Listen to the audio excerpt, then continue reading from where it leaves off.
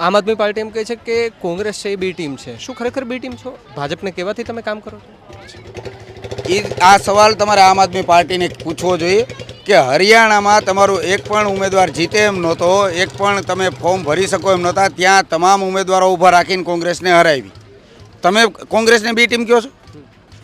આ ગઈ કોર્પોરેશનમાં ગાંધીનગર કોર્પોરેશન આઝાદીથી અત્યાર સુધી ક્યારે પણ બીજેપી નથી જીતું. કોંગ્રેસનું કોર્પોરેશન હતું ગાંધીનગરમાં.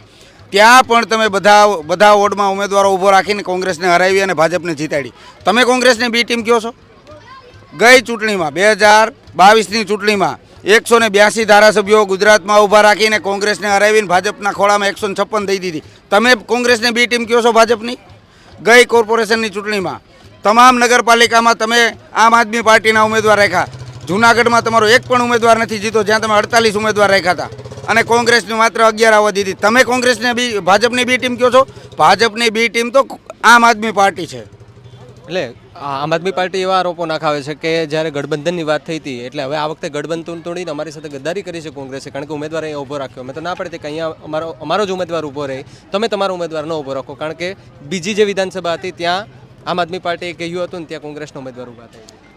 ગદ્દારીના આરોપ અમારી ઉપર નાખે છે. હરિયાણામાં ઉમેદવારો ઊભા રાખીને કોંગ્રેસને પતાવી દીધી. કોંગ્રેસની જ્યાં સરકાર બનતી હતી, જ્યાં 700 ખેડૂતોના ભોગ લેવાયા હતા હરિયાણામાં, જ્યાં આખા હરિયાણાના ખેડૂતો એક થઈ ગયા હતા કે આ વખતે બીજેપીને કાઢવી છે, ત્યાં આ લોકોએ ગદ્દારી કરી છે કોંગ્રેસ સાથે અને બધા ઉમેદવારો ઊભા રાખીને કોંગ્રેસને હરાવી છે. એ લોકો અમારી ઉપર ગદ્દારીના આરોપ નાખે છે. મેં તમને કીધું ગાંધીનગરની કોર્પોરેશન ભાજપના ખોળામાં ધરી દીધી, હરિયાણા જેવું સ્ટેટ ધરી દીધું, આવતા સમયમાં પંજાબ છે એ પણ ભાજપના ખોળામાં ધરી દેશે, દિલ્હીની સરકાર ગાંધીનગરના ખોળામાં ધરી દીધી, અહીંયાના જૂનાગઢનું હોય કે વિસાવદરના કોર્પોરેશન હોય ભાજપના ખોળામાં ધરી દીધી ને અમારી પર ગદ્દારીના આરોપ નાખે છે. મિત્રો, આવા જ વિડીયો અને શોર્ટ્સ જોવા માટે આજે જ અમારી ન્યૂઝ રૂમ યુટ્યુબ ચેનલને સબસ્ક્રાઇબ કરો.